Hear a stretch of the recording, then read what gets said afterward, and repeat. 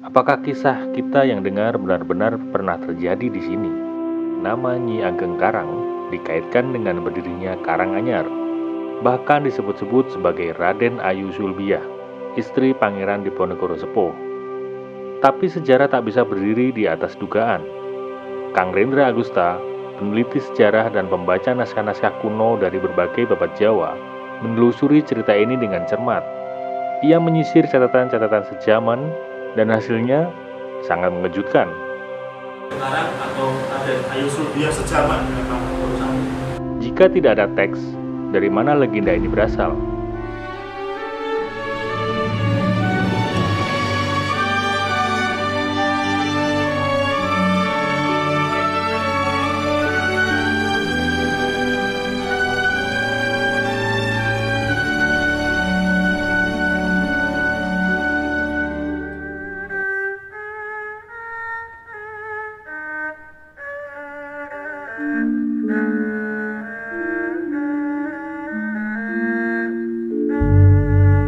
Seringkali kita berdiri di depan monumen ataupun situs sejarah dan bertanya dalam hati, apakah kisah kita yang dengar benar-benar pernah terjadi di sini? Demikian pula ketika nama Nyi Ageng Karang dikaitkan dengan berdirinya Karanganyar. Tak sedikit yang menyebut bahwa beliau adalah tokoh penting, bahkan disebut-sebut sebagai Raden Ayu Sulbiah, istri Pangeran Diponegoro Sepuh. Tapi sejarah tak bisa berdiri di atas dugaan. Kang Rendra Agusta, peneliti sejarah dan pembaca naskah-naskah kuno dari berbagai babat Jawa, menelusuri cerita ini dengan cermat. Ia menyisir catatan-catatan sejaman, mulai dari babat Kemalon, babat Mangkunegaran, babat Panambangan, hingga arsip-arsip koleksi lokal yang tersembunyi di balik rak-rak tua perpustakaan keluarga. Dan hasilnya sangat mengejutkan. Tidak ditemukan satupun referensi kuat yang menyebut bahwa Raden Ayu Sulbiah adalah bagian dari lingkaran keluarga besar Pangeran Diponegoro. Bahkan, nama Nyi Ageng Karang tidak sejaman dengan Keraton Kartosuro. Ia justru muncul dalam masa yang lebih tua, yaitu di era Demak.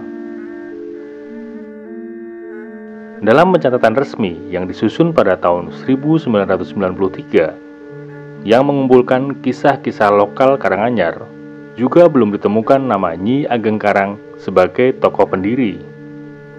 Yang muncul justru nama seperti Raden Ayu Diponegoro, yang jejaknya pun masih kabur secara sejarah. Maka, dari titik ini kita mulai bertanya, jika tidak ada teks, dari mana legenda ini berasal? Dan pertanyaan yang terus digemakan oleh Kang Rendra Agusta pun menggaung kembali. Babatnya apa? Yang kita diskusikan sore ini sebenarnya adalah kesejarahan yang berbasis teks, gitu ya. Berbasis teks itu berarti kalau yang di luar teks lewat jalur perdukunan, lewat jalur spiritual, monggo Mas Joni, lewat jalur gugon Tuhan, kita tinggalkan dulu ya. Jadi sore ini memang saya sengaja mau cerita dengan berbasis teks gitu. Karena ada satu pendapat bahwa di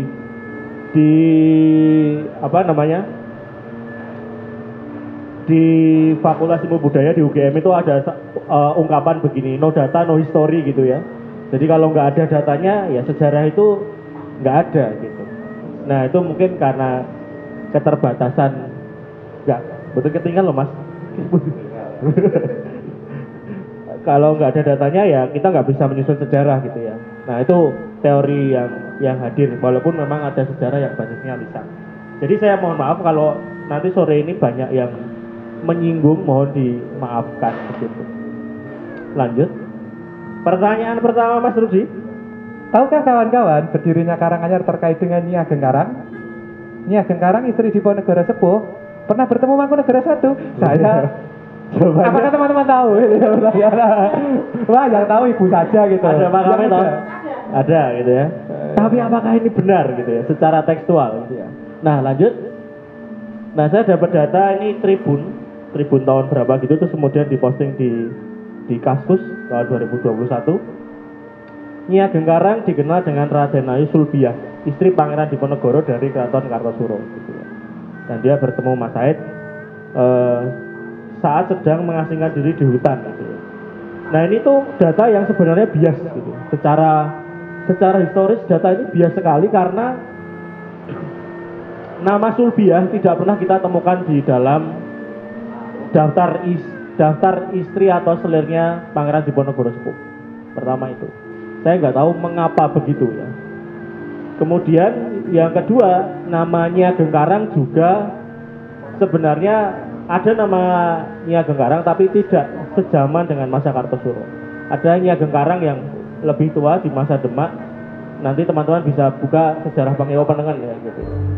Kemudian, nah lalu sebenarnya ini apa gitu? Fenomena ini fenomena apa gitu?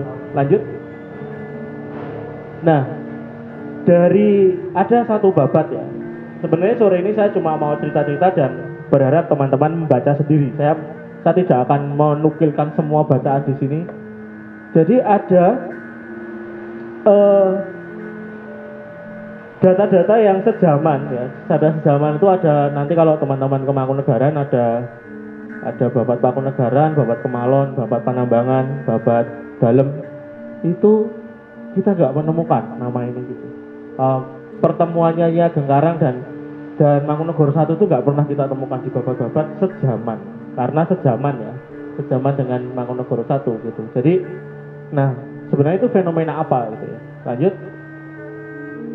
dugaan saya adalah di sini. Lanjut,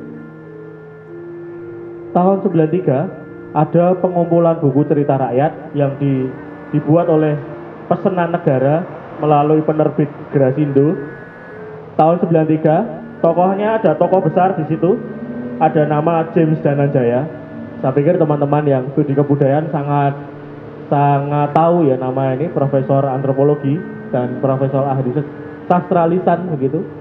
Dan di situ belum ada istilah Nyi Ageng Karang juga. Itu adanya Raden Ayu Diponegoro. Nah, di situ. Atau Nyi Dipo gitu ya, atau Raden Ayu Sulbiah gitu. Tapi lagi-lagi data ini sulit kita temukan. Nah maka ini menguji teman-teman. Oh iya gitu loh. Ayo teman-teman, apalagi yang guru-guru sejarah ya. Ini penting ya untuk kita melacak ini. Jangan-jangan semuanya bermuara dari buku ini, buku tahun 93 ini gitu. Nah jadi sederhananya sampai sekarang, sampai sore ini saya tidak menemukan data terkait Nyi Ageng Karang atau Raden Ayu Sulbiah sejaman dengan Mangkunegoro I dan babatnya apa ya, itu saya nggak tahu.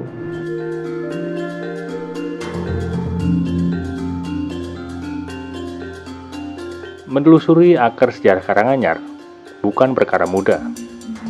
Di satu sisi ada suara masyarakat yang menyebut nama-nama keramat seperti Nyi Ageng Karang. Di sisi lain ada naskah-naskah yang justru membungkam atas keberadaan tokoh tersebut. Penelusuran yang dilakukan oleh Kang Rendra Agusta membuka satu kenyataan penting, bahwa sejarah bukan hanya soal keyakinan, tapi juga soal teks dan bukti tertulis. Tidak adanya catatan Nyi Ageng Karang dalam babat Mangkunegaran, tidak munculnya nama tersebut dalam daftar istri resmi Pangeran Diponegoro, serta absennya dalam kumpulan cerita rakyat Karanganyar pada tahun 1993 menjadi petunjuk penting bahwa kisah ini membutuhkan klarifikasi serius. Bahkan dalam naskah-naskah yang membuat sejarah berdirinya Karanganyar, tidak disebutkan tokoh perempuan itu sebagai pendiri, pelindung, atau penggerak wilayah. Maka seperti yang selalu disampaikan oleh Kang Rendra Agusta, legenda boleh hidup, tapi sejarah harus ditopang oleh naskah. Kalau tidak, kita sedang merawat kabut.